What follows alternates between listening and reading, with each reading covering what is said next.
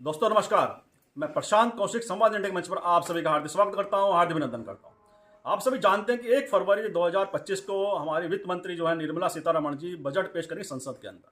और बजट आप सभी जानते हैं कि हर आदमी के जीवन में बड़ा महत्वपूर्ण उसका रोल होता है, क्योंकि बजट में जो भी सरकार पेश करती है, या टैक्स का मामला हो या रियायतों का मामला हो या दूसरी जो विकासी घोषणाएं होती हैं या तमाम तरह की नीतियां सरकार अपना बजट के माध्यम से अपना विजन प्रस्तुत करती है और उसका हर आदमी के जीवन पर बड़ा फर्क पड़ता है। तो इसी को लेकर आज चर्चा इस मंच पर, और हमारे साथ समाज के विभिन्न तबकों के लोग आज इस चर्चा में जुड़े हुए हैं। वरिष्ठ पत्रकार हैं, समाज सेवी हैं, व्यापारी लोग हैं, शिक्षक वर्ग से संबंधित लोग हैं। तो तमाम तरह के आज हमारी चर्चा में लोग जुड़े हुए हैं। तो हम चर्चा की शुरुआत करते हैं कि बजट से आखिरकार एक आम आदमी क्या उम्मीद करता है। सरकार जो टैक्स की बात लगातार कही जाती है, जीएसटी की बात लगातार कही जाती है, उसको लेकर एक सामान्य व्यक्ति क्या सोचता है कि टैक्स में उसे क्या रियायत मिलनी चाहिए, क्या रिबेट का दायरा बढ़ना चाहिए, चाहे टीसी का हो, चाहे टीडी का मामला हो, या तमाम तरह के जो दूसरे विषय होते हैं उसको लेकर हर आदमी क्या सोचता है। तो चर्चा की शुरुआत सबसे पहले डॉक्टर करमिंदर जी से मैं करता हूँ। डॉक्टर करमिंदर सिंह शिक्षाविद हैं, अनेक वर्षों का उनका शिक्षा का अनुभव है और लगातार अनेक स्कूलों में प्रधानाचार्य के पद पर वह रहे हैं। वर्तमान में भी एक प्राइवेट स्कूल में वह प्रधानाचार्य हैं। तो आप क्या सोचते हैं बजट को लेकर, किस तरह से बजट में क्या रियायत होनी चाहिए? क्यों आप शिक्षक हैं, शिक्षकों की बड़ी डिमांड रहती है सरकार से हमेशा कि बजट में उन्हें टैक्स की बात हो, रिलीफ की बात हो। किस तरह से आप सोचते हैं बजट को लेकर? प्रशांत जी, सबसे पहले तो मैं आपका बहुत बहुत तहे दिल से शुक्रिया करना चाहता हूं कि आपने एक इतना इम्पोर्टेंट इशू आज अपने संवाद माध्यम के तरफ से उठाया है। बजट जो देश का पेश किया जाता है वो आम आदमी की ज़िंदगी से जुड़ा होता है। अगर बजट बढ़िया पेश किया जाता है तो लोगों के चेहरे पर खुशी होती है, और बजट में खामियां होती हैं तो लोगों के चेहरे उदासी से भर जाते हैं। मैं एक नौकरी पेशा आदमी हूं। मेरा सबसे पहली जो ख्वाहिश है, और मैं ही नहीं, नौकरी पेशा हर व्यक्ति इस बात की तमन्ना रखता है कि जो हम सर्विस क्लास लोगों को डिबेट दी जाती है, उस डिबेट की सीमा बढ़ाई जानी चाहिए। कम से कम 10 लाख तक वो होनी चाहिए, क्योंकि लगभग इतनी कम सैलरी पे 2-2 लाख, 1.5 लाख रुपए टैक्स हम लोगों से वसूला जाता है। इतनी सैलरी बढ़ती नहीं है जितनी टैक्स में चली जाती है। तो अपना गुजारा करना एक सर्विस क्लास के लिए इतना महंगा होता जा रहा है कि उसके लिए बड़ी परेशानी है। दूसरा, मैं ये कहना चाहता हूँ कि जो देश के अंदर बहुत सारी ऐसी संस्थाएं हैं जहाँ वो 24 घंटे उन पब्लिक को फ्री सेवा करते हैं, फ्री लंगर सेवा करते हैं। और जैसे गोल्डन टेम्पल को ले लीजिए, गोल्डन टेम्पल में जो 24 घंटे लंगर चलता है, वहाँ पर जो खाने की सामग्री, जो भी सामान आता है, उस पर भी जीएसटी लागू है। जी जी। उस पर जीएसटी क्यों लागू होनी चाहिए? वो पब्लिक के वेलफेयर के काम है। ऐसी बड़े बड़े मंदिर हैं जहाँ पर वेलफेयर के काम हो रहे हैं, उन पर जीएसटी सरकार को हटानी चाहिए, नहीं लागू होनी चाहिए। और इसी प्रकार से हम मेरठ शहर के नागरिक हैं। मेरठ कई उद्योगों के लिए जाना जाता है, जैसे कैंची का उद्योग है, स्पोर्ट्स का उद्योग है। इस तरफ भी गवर्नमेंट को ध्यान देना चाहिए कि ये उद्योग ठीक तरीके से बढ़ें, आगे तरक्की करें, और उनको जीएसटी उस पर कम से कम लागू हो। इसी प्रकार से जो जैसे गवर्नमेंट कहती है। आपने बहुत महत्वपूर्ण मुद्दा उठाया, जैसे आपने धार्मिक जो संस्थाएं हैं उनके बारे में बात की, बहुत ही महत्वपूर्ण विषय है। हमारे साथ बलभूषण गुप्ता जी हैं, धार्मिक संस्था अन्नपूर्णा चैरिटेबल ट्रस्ट के अध्यक्ष हैं। तो हम जानेंगे धार्मिक संस्थानों का मुद्दा डॉक्टर साहब ने उठाया, उसको लेकर आप क्या सोचते हैं और आपको क्या उम्मीद है सरकार से, क्या सुझाव देना चाहेंगे? धन्यवाद प्रशांत कौशिक जी। अभी डॉक्टर करमिंदर सिंह जी ने जो मुद्दा उठाया वो अत्यंत ही गंभीर मानव हित का मुद्दा है। सरकार को इस ओर ध्यान देना चाहिए। कम से कम जो समाज सेवा में लगे हैं उनकी खरीदी पर कोई भी जीएसटी नहीं होना चाहिए। दूसरी बात यह है, जो सीनियर सिटीजन है, सुपर सीनियर सिटीजन जो 75 साल से ऊपर के हैं, उनको चिकित्सा सुविधा कम दर पर देनी चाहिए। आयुष्मान भारत योजना से कोई फायदा नहीं है। उनको कम दर पर 1 लाख पर 1000 प्रीमियम होना चाहिए, चाहे वो कितने भी लाख का ले, ताकि वो अपना जीवन यापन कर सके। जी, बहुत बहुत आपने महत्वपूर्ण विषय उठाया कि जो सीनियर सिटीजन है, क्योंकि लगातार सीनियर सिटीजन को लेकर बातें कही जाती है, क्योंकि रिटायरमेंट के बाद उनके लिए स्वास्थ्य को लेकर भी बड़ी समस्या कई लोगों के सामने आती है।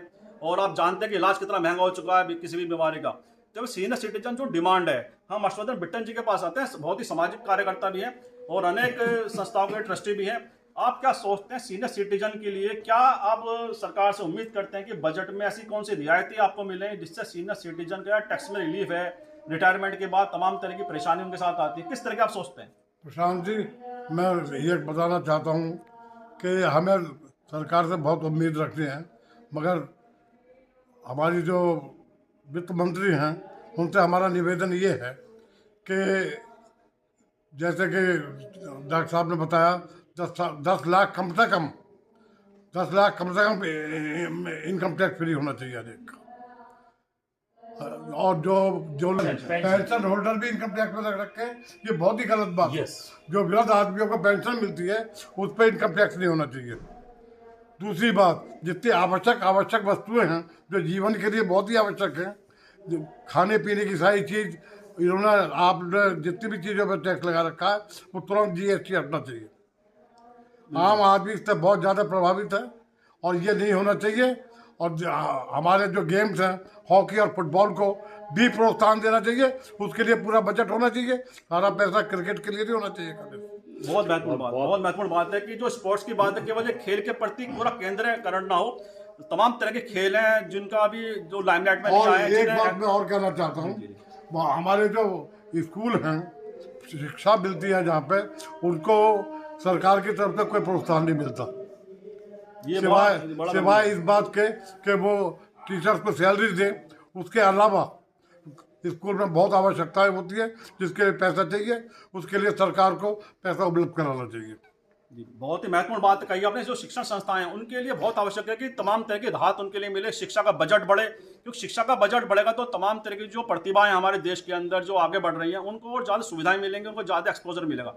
हमारे साथ राजवीर सिंह जी हैं, व्यापारी हैं, और जो महंगाई का दौर है, ऐसे में महंगाई की बात की जाती है तो कहा जाता है कि एक तो जो कंजप्शन है वो कम हो रहा है, उपभोक्ता दुकान पर कम जा रहा है, साथ ही ऑनलाइन बिजनेस जो बढ़ रहा है उससे किस तरह का मार्केट पे इफेक्ट पड़ रहा है, और आप क्या सोचते हैं सरकार ऑनलाइन बिजनेस पे कुछ लगाए और जिससे कि व्यापारी को जो राहत मिलने की बात लगातार व्यापारी संगठन करते हैं, उसके बारे में आप क्या सोचते हैं राजवीर जी? धन्यवाद प्रशांत जी, आपने जो पीछे उठाया है ये बिल्कुल सीधा हमारे साथ जुड़ा है और ये पूरे देश के साथ जुड़ा है। हमारा जो व्यापार है, हम जिस फैटर्निटी से आते हैं, हम आते हैं रिटेल व्यवसाय से, जिससे पूरा कई परिवार एक दुकान के साथ चलते हैं और पूरा देश की अर्थव्यवस्था ताना बाना उसी से बुना हुआ है, सब चीज़ उसी से चलती है। अब हुआ क्या कि सरकार ने ऑनलाइन की कंपनियों को छूट दे दी और उसके लिए कोई नियम निर्धारित नहीं किए हैं। हम सरकार से मांग करते हैं कि लेवल प्लेइंग फील्ड हो, जो सुविधा उसे मिले वो सुविधा बाज़ार में हर आदमी को मिलनी चाहिए। वो जो बड़ी कंपनियां हैं, विदेशी पूंजीपति लोग हैं, वो FDI का दुरुपयोग करके उस FDI के पैसे को बाज़ार को ख़राब करने में डाल रहे हैं। सरकार को पहले भी हमने चेताया, लेकिन सरकार को समझ नहीं आती, पता नहीं क्या वजह है, क्या कारण है कि सरकार इस पर ध्यान नहीं देती। हम माननीय वित्त मंत्री जी से एक बार फिर अभी अनुरोध करते हैं आपके माध्यम से भी कि भाई ये नियम बनाएं और FDI के दुरुपयोग को रोकें, ताकि जो छोटा व्यापारी है वो मरने से आत्महत्या करने के लिए मजबूर ना हो। सरकार से हमारी यही गुजारिश है कि वो लेवल प्लेइंग फील्ड बनाए और जो रिटेल व्यवसाय है, जो बाज़ार है, जो हमारी देश की रीढ़ की हड्डी है, उसे बचाए। यही है। मझौला जो व्यापारी है वो देश की व्यापार की रीढ़ की हड्डी है। बहुत ही महत्वपूर्ण आपने बात कही। हमारे साथ एक व्यापारी नेता और है, बेगमपुर व्यापार संघ के अध्यक्ष पुनीत शर्मा। आप क्या सोचते हैं जो राजवीर जी ने बात कही कि रिटेल व्यापारी जो है रीढ़ की हड्डी भारत के मझौले व्यापार की खासतौर से, और आम उपभोक्ता आज भी उस व्यापारी पर विश्वास करता है जो उसके पड़ोस में, उसके नजदीक है। आप क्या सोचते हैं सरकार से आप क्या डिमांड करना चाहेंगे कि जो ऑनलाइन व्यापार से व्यापार प्रभावित हो रहा है मझोले व्यापारी का, कि तमाम तरह की GST की बात करें या तमाम तरह के दूसरे टैक्स की बात करें, क्या लगता है आपको सरकार को क्या करना चाहिए? धन्यवाद प्रशांत जी। मेरे से पहले के वक्ताओं ने जिस तरह से GST और उसके लिए बात करी है वो बिल्कुल उचित है। समाज के रूप के लिए छोटे और मंझोले व्यापारियों के लिए GST के साथ साथ ही ऑनलाइन से एक बहुत बड़ी समस्या है। हम लोग ये कहते हैं कि ऑनलाइन का व्यापार हो, लेकिन उसको भी एक सीमित दायरे में रखना चाहिए। जैसे व्यापारी आज की तारीख में हर तरह के टैक्स और इंस्पेक्टर राज से जूझ रहा है, ऑनलाइन के व्यापारी उससे बचे हुए हैं। हम लोगों को रोज़ाना लेबर वाले, सेल टैक्स, GST सबको देखना पड़ता है, सब लोगों के नोटिस आते रहते हैं, जबकि ऑनलाइन वालों के ऊपर इस चीज़ों का कोई प्रभाव नहीं है। व्यापार के अंदर एक कहते हैं सुरक्षित के साथ साथ समानता के दायरे में काम होना चाहिए। अगर उनको छूट दी जा रही है तो मझोले व्यापारियों को भी छूट मिलनी चाहिए। जीएसटी अत्यधिक है, उसको तो कम होना ही होना चाहिए, जिससे कि आम आदमी को उसका लाभ मिल सके। मेरा इस बार के बजट के अंदर सरकार से अनुरोध है कि शिक्षा और स्वास्थ्य इन दो चीज़ों को विशेष ध्यान दिया जाए और इनको हो सके तो बिल्कुल फ्री किया जाए सभी तरह के करों से, ताकि आदमी शिक्षित हो सके और स्वस्थ रह सके। देश का विकास तभी संभव है। बिल्कुल बिल्कुल, बहुत महत्वपूर्ण आपने ये बात कही कि जो शिक्षा और चिकित्सा वो व्यवस्था ऐसी है कि आम आदमी को राहत उसमें मिलनी चाहिए लगातार। और बजट की जो बात है उसमें बजट का जो हिस्सा है वह शिक्षा और चिकित्सा के लिए निश्चित रूप से आगे बढ़ना चाहिए, उसको प्रतिशत उसका बढ़ाना चाहिए, क्योंकि लगातार ऐसी बातें कही जा रही हैं कि शिक्षा की जो व्यवस्था है वह कहीं ना कहीं अभी भी उसमें बहुत ही काम करने की आवश्यकता है। ऐसी चिकित्सा के अंदर भी बहुत काम करने की आवश्यकता है। हमारे साथ अतुल त्यागी जी भी हैं, नौकरी पेशा व्यक्ति हैं, तो उनसे हम जानेंगे कि अतुल जी आप क्या सोचते हैं नौकरी पेशा व्यक्ति के लिए ये बजट, क्या आप उम्मीद जोड़े हुए हैं उससे, उसमें क्या राहत आपको लोगों को मिलनी चाहिए? धन्यवाद प्रशांत जी। मैं सरकार से अपेक्षा करता हूं कि जो आगामी बजट आ रहा है उसमें जो है नौकरी पेशा व्यक्तियों के लिए और पेंशनर्स के लिए इनकम टैक्स में छूट बढ़ाई जाएगी, उसकी सीमा जो ये बहुत दिनों से मांग चली आ रही है, और इससे नौकरी पेशा लोगों को, पेंशनरों को बहुत बड़ी राहत मिलेगी। साथ ही मैं उम्मीद करता हूँ माननीय वित्त मंत्री जी से कि वो आगामी बजट में जो कृषकों को एक घोषणा की गई थी प्रधानमंत्री महोदय जी द्वारा कि वो एमएसपी दिलाई जाएगी, तो मैं अपेक्षा करता हूँ कि इसकी तरफ भी वित्त मंत्री जी ध्यान देंगी और इसकी तरफ कार्य करेंगी।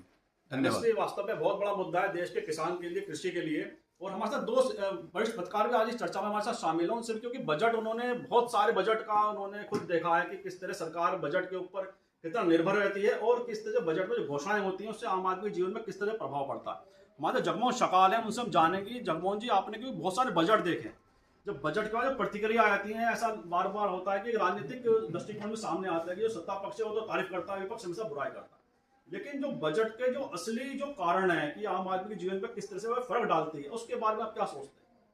देखिए, वास्तविकता यह है जो सरकार सत्ता के लोग हैं वो तो बजट का गुणगान करते हैं, लेकिन जो आज के समय में जो बजट की व्यवस्थाएं हो रही हैं, केवल देश जो है जीएसटी पे चल रहा है।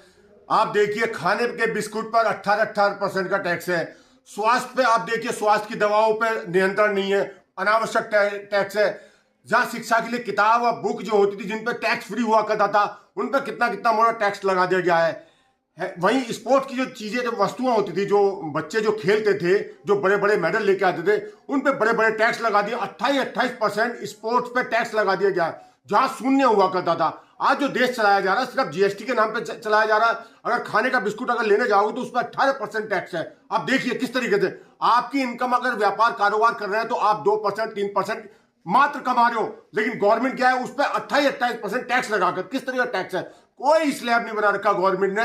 आप डिबेट करिए, आप रोइए, चिल्लाइए, सरकार बजट पेश करती है, हिटलर साइज से पेश करती है और आपको थोप दे देती है।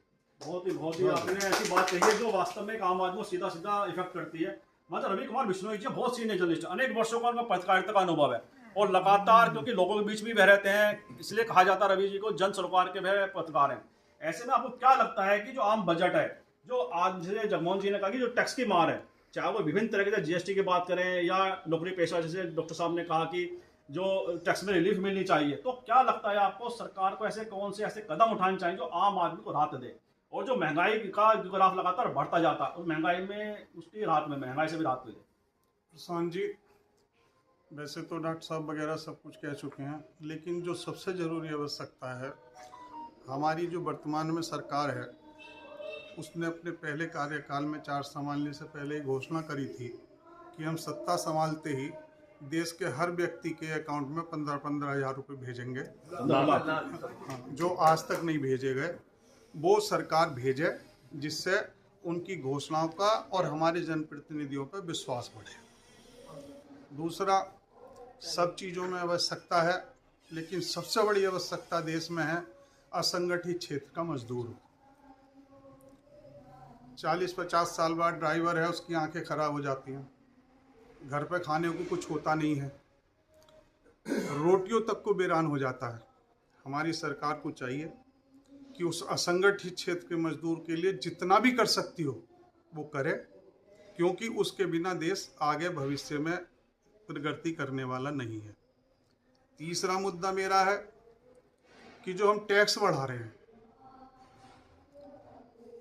देश का विकास बहुत जरूरी है, राष्ट्र की सुरक्षा बहुत जरूरी है, लेकिन उसको टैक्स बढ़ा बढ़ाकर पूरा करना कहीं की तुक नहीं है। सरकारी नौकरशाहों के जो फिजूल खर्चे हैं वो बंद करे जाएं।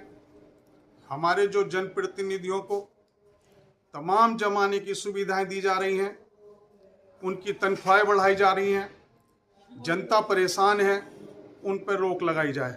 एक सीमा होनी चाहिए। अगर कोई विधायक और सांसद 4 बार बनता है तो उसे पेंशन एक ही बार के हिसाब से मिलनी चाहिए, ये नहीं कि हर बार के हिसाब से उसे वो मिले। रिटायरमेंट के बाद एक व्यापारी भी मेहनत करता है, बैठे हैं सुबह से शाम तक 8 बजे से होते हैं, 10 बजे तक लगे रहते हैं, क्या ये मेहनत नहीं करते? सरकारी नौकरी थोड़ी करता है या जनप्रतिनिधि थोड़ी करते हैं। उनको अंकुश लगे, उनके खर्चों पे कमी आनी चाहिए, क्योंकि अगर हम आम आदमी पे टैक्सों के बोझ डालते रहेंगे तो इस देश को बहुत समस्याओं का भविष्य में सामना करना पड़ेगा। और एक सबसे बड़ी बात जो मैं कहना चाहता हूँ, भले ही कुछ लोगों को बुरी भी लग सकती है, आपने सुना होगा कि किसी के बच्चों को बिगाड़ना हो तो मुफ्त खाने की आदत डाल दो। हमारी सरकार सीना ठोक कर कह रही है कि हम 80% लोगों को मुफ्त खाना दे रहे हैं। अच्छी बात है, मगर खाना मुफ्त मत दो, उनके बच्चों को शिक्षा की व्यवस्था दो, उनके परिवार को स्वास्थ्य की व्यवस्था दो, उनके परिवार को पालने के लिए जो तुम कर सकते हो करो। लेकिन ये जो मुफ्त खाना दे रहे हो, जिस दिन ये बंद करोगे सड़कों पर अराजकता होगी, सरकार का तो कुछ नहीं बिगड़ेगा, आम आदमी मरेगा लड़ लड़ कर। तो वित्त मंत्री जी को चाहिए कि अब ये जो फालतू खर्चे हैं उन्हें व्यवस्थित तरीके से लागू करें। जरूरतमंद को हर तरह से मदद दी जाए, मगर मुफ्त के नाम पे किसी को कुछ नहीं दिया जाना चाहिए। बहुत ही महत्वपूर्ण मुद्दा आपने किया। फ्री बीज का जो मुद्दा है, देश की राजनीति में ऐसा घुल गया है कि हर पार्टी आप में होड़ लगी हुई है। आज की तारीख में जिस पार्टी को देखो, एक कह रहा है कि हम 2500 रुपए महिलाओं को मुफ्त देंगे हर महीने, दूसरा कह रहा हम 85 रुपए युवाओं को देंगे, 85 रुपए। मेरा कहने का मतलब सिर्फ इतना है कि असंगठित क्षेत्र में चाहे कोई सा भी क्षेत्र हो, घर में काम करने वाली बाई हो, ड्राइवर हो और सड़क पे काम करने वाले हो, उनकी भलाई के लिए सरकार को सबसे पहले सोचना चाहिए। दूसरा, जो वर्तमान समय में हम मुफ्त की रेवड़ी बांट रहे हैं, माननीय प्रधानमंत्री जी भी कह चुके हैं ये बंद होनी चाहिए। उच्च न्यायालय भी इस पर टिप्पणी कर चुका है कि यह गलत है और हर व्यक्ति कह रहा है, लेकिन फिर भी राजनीतिक लाभों के लिए जो ये काम हम कर रहे हैं, इससे आम आदमी पिस रहा है। माननीय हमारी वित्त मंत्री जी को कुछ ऐसा करना चाहिए, बड़ी समझदार और होशियार और सुलझे विचारों की हैं वो, कि आम आदमी को सुविधाएं मिले और उसमें बड़े आदमियों पर टैक्सों का भार ना पड़े। और ये तभी है जब सरकार फिजूल खर्ची हर क्षेत्र में बंद करे। धन्यवाद। आपने आर्थिक असमानता का जो मुद्दा उठाया, देश की जो वर्तमान जो अर्थव्यवस्था में ये बहुत बड़ा मुद्दा बन चुका, बहुत गंभीर मुद्दा बन चुका। क्यों? आर्थिक असमानता लगातार समाज के विभिन्न तबकों में देखी जा रही है। एक वर्ग तो लगातार अमीर होता जा रहा है, उसके बाद पैसे का जो आवागमन है बढ़ता जा रहा है, एक बहुत ही गरीब होता जा रहा है लगातार। और सरकार, जैसा आपने कहा कि 80 करोड़ लोगों को खाद्यान्न उपलब्ध करा रही है, यही बड़ी चुनौती है। जब हम 5वीं अर्थव्यवस्था की बात करते हैं, ऐसे में 80 करोड़ लोगों को खाना देना, ये भारत की अर्थव्यवस्था में बड़ा क्वेश्चन मार्क है। इसको लेकर डॉक्टर साहब आप क्या सोचते हैं कि आर्थिक असमानता लगातार बढ़ रही है देश के अंदर, वह बड़ा गंभीर विषय है, आप क्या सोचते हैं इस बारे में? प्रशांत जी, मैंने पिछले 10-12 सालों में ऑब्जर्व किया, जो समाज के विभिन्न तबकों के लोग थे उनमें आर्थिक स्थिति को लेकर के बड़ी दूरियां पैदा हुई हैं, बड़ा गैप पैदा हुआ है। जो अमीर है वो बहुत अमीर होता जा रहा है, जो गरीब है वो बहुत गरीब होता जा रहा है। सरकार को इस तरफ ध्यान देना चाहिए। और एक चीज़ और मैंने नोट की है कि पिछले 10-12 सालों में ये मैंने चीज़ नोट की है कि कुछ एक चंद लोग जो अमीरों की लिस्ट में पूरी दुनिया में छाए रहते हैं, वो बहुत चंद लोग हैं। पहले ऐसे लोगों की संख्या बड़ी होती थी, हजारों की तादाद में होते थे, लेकिन अब 4-5 लोगों के इर्द गिर्द ये अर्थव्यवस्था घूम रही है। इस तरफ सरकार को ध्यान देना चाहिए। दूसरा मेरा कहना ये भी है कि जो सरकार पूंजीपति जो बड़े लोग हैं, उनके जो बैंकों से वो लोन लेते हैं उनको माफ़ कर देती है, और जो छोटे होम लोन लेते हैं, हम जैसे लोग लोन लेते हैं, उसका कोई माफ़ीनामा नहीं है। तो उनका लोन माफ़ नहीं होना चाहिए, और हो तो हम जैसे गरीब लोगों का लोन माफ़ होना चाहिए। ये मुद्दा देश की राजनीति में बड़ा मुद्दा बन गया। लगातार विपक्ष के नेता इस मुद्दे को लगातार उठा रहे हैं कि जो बड़े लोगों की लोन माफी है, यह ऐसा विषय है जो सीधा सीधा एक आम उपभोक्ता के लिए भी बड़ा एक उस पर भार डालता है, क्योंकि जब बैंक किसी बड़े का लोन माफ करते हैं तो उसका कहीं ना खामियाजा एक आम जो लोन धारक है, जो छोटा व्यापारी है, आम आदमी है, उस पर बड़ा फर्क पड़ता है। तो आपने देखा कि किस तरह से विभिन्न तबकों के लोगों ने अपनी राय प्रकट करी बजट को लेकर, उनकी क्या उम्मीदें हैं सरकार से, महंगाई के इस दौर में क्या उन्हें राहत की आवश्यकता है। चाहे टैक्स की बात है, जीएसटी की बात है, टैक्स का दायरा बढ़ाने की बात है, इनकम टैक्स का रिबेट की बात है, तो तमाम तरह की बातें निकल के आई हैं और ये लगातार चर्चा हमारे विभिन्न प्लेटफॉर्म पर जारी रहेगी। और इन शब्दों के साथ आज की चर्चा को विराम भी देते हैं और आप सबका बहुत बहुत आभार, धन्यवाद व्यक्त करते हैं। और आपसे हम अपील भी इस चैनल को सब्सक्राइब करें, लाइक करें। बहुत बहुत धन्यवाद आप सभी।